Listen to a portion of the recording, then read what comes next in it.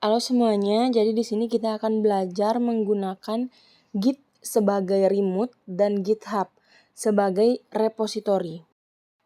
Nah, ini merupakan tampilan awal dari laman web github.com.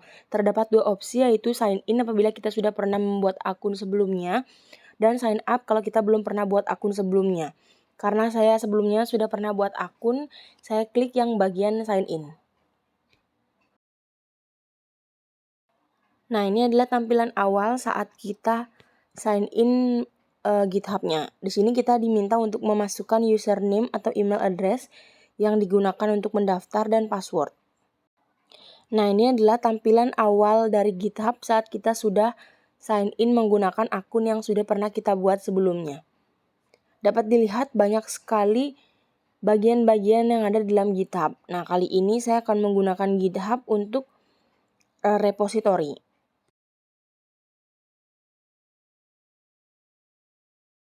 Repository ini berfungsi agar kita sebagai kolaborator dapat membuat akses bekerja sama dengan rekan-rekan tim yang lainnya menggunakan GitHub ini. Rekan kerja kita yang lain juga dapat menjadi editor dalam repository kali ini kalau kita memilih opsi public.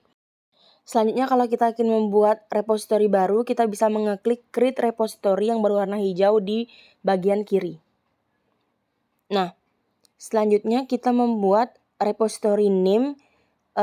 Ini disesuaikan saja dengan kebutuhan teman-teman. Di sini saya menggunakan repository name dengan nama Marsha Belajar.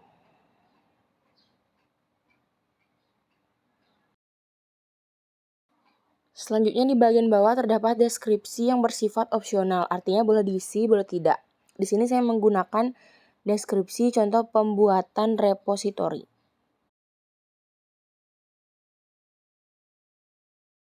Repository ini agar bersifat publik agar dapat diedit atau dikelola juga oleh kolaborator lain.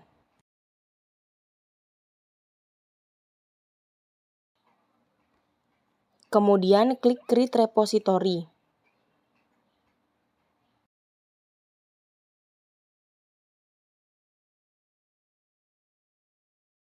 Di sini tertera dengan nama Marsha Belajar sesuai dengan apa yang saya buat di repository name tadi dan bersifat public.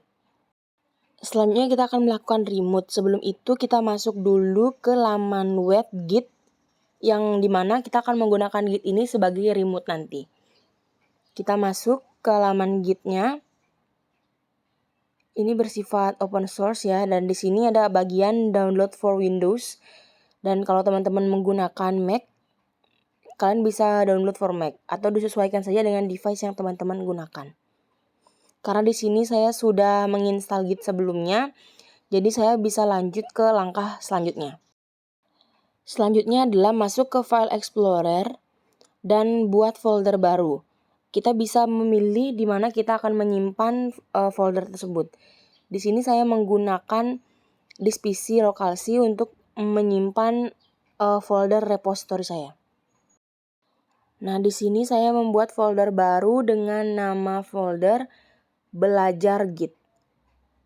Atau bisa disesuaikan dengan kebutuhan teman-teman.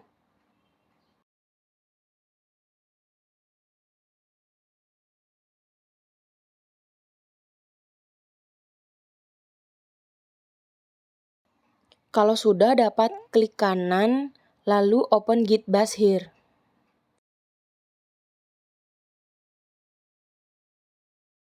Nah, kalau sudah muncul layar hitam seperti ini, artinya Git Bash sudah dapat dibuka.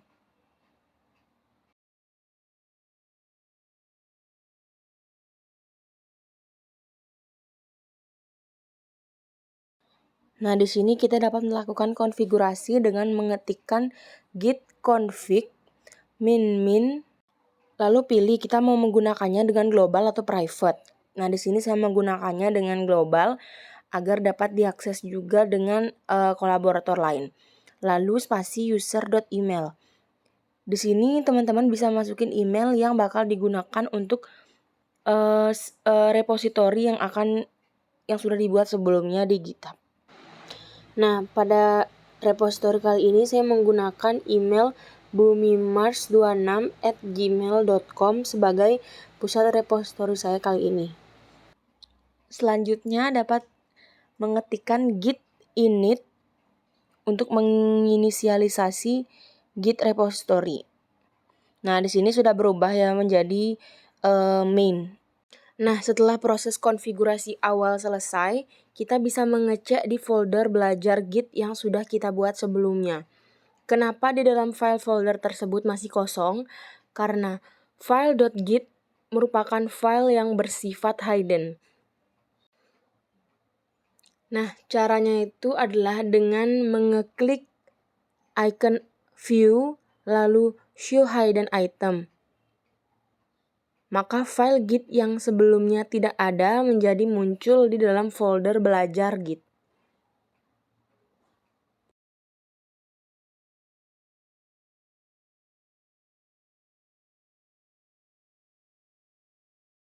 Nah, di sini kita bisa mencoba menambahkan file atau folder baru. Di sini saya menggunakan contoh txt ya.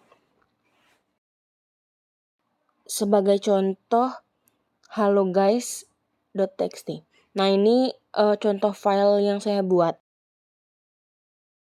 Nah, bagaimana cara memasukkan file yang ada di folder belajar Git ke dalam repository?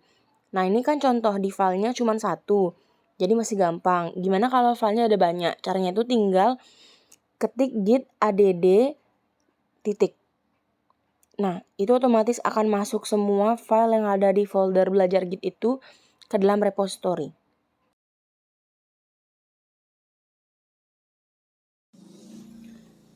Untuk melakukan cek, teman-teman bisa melakukan refresh di laman web github.com. Tapi sebelum itu, kita bisa melakukan remote terlebih dahulu dari Git menuju ke GitHub-nya. Nah, cara meremote-nya itu sangat sederhana, yaitu dengan mengcopy bagian git remote.add origin https://github.com/marsyasurya/marsya-belajar.git. Nah, dari kopian tersebut dapat di-paste ke layar hitam yang ada di Git.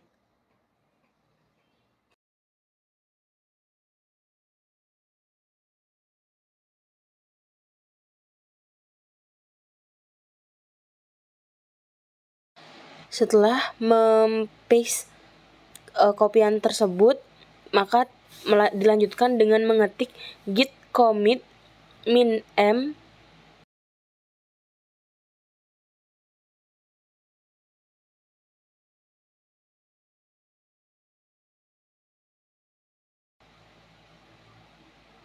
first commit, kemudian enter.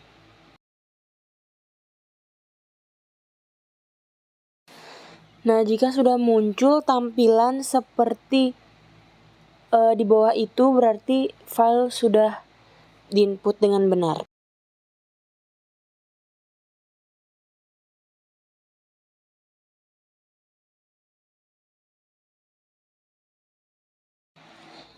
Nah, kemudian dilanjutkan dengan mengetikkan git push min u origin main, kemudian enter.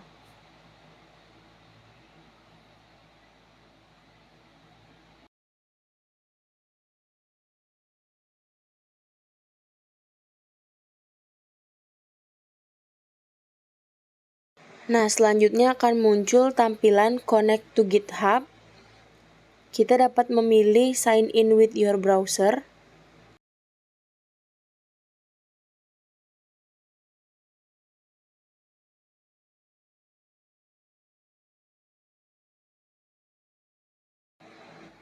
Nah, ini merupakan tampilan dari autorisasi dari Git-nya. Kita pilih authorize Git ecosystem.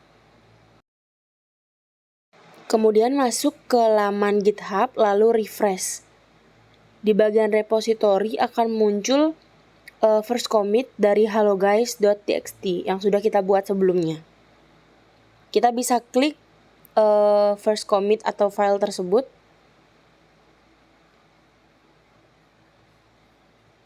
Nah, ini adalah tampilan setelah kita klik first commit helloguys.txt tadi. Nah, kemudian kita juga bisa menambahkan file di folder belajar Git. Caranya masih sama dengan mengklik kanan lalu pilih new. Di sini saya membuat folder baru dengan nama resources.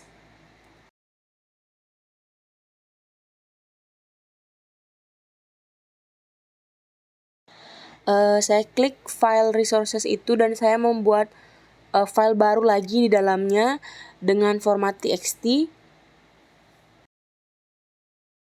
Seperti contoh, saya membuat file CSS dan juga file JS.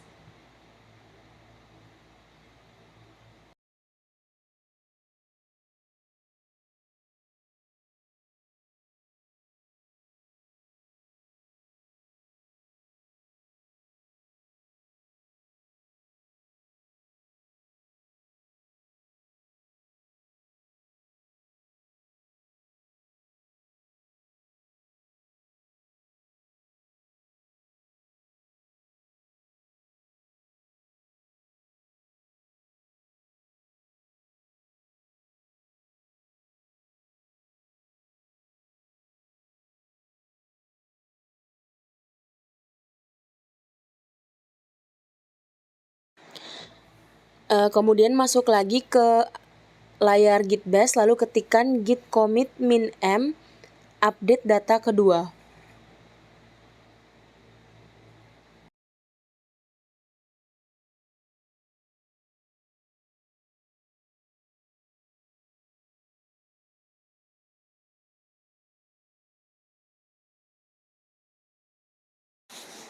Di sana akan muncul bacaan teks seperti file yang sudah kita buat tadi, css.txt dan juga js.txt.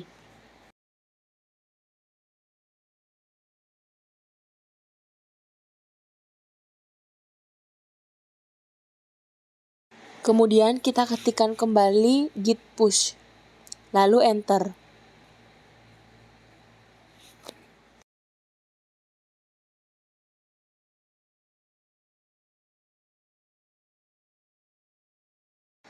Selanjutnya kita bisa refresh di halaman github.com. Nah, di bagian repository Marsha belajar yang sudah kita buat sebelumnya akan muncul dua file, yaitu helloguys.txt dan juga resources.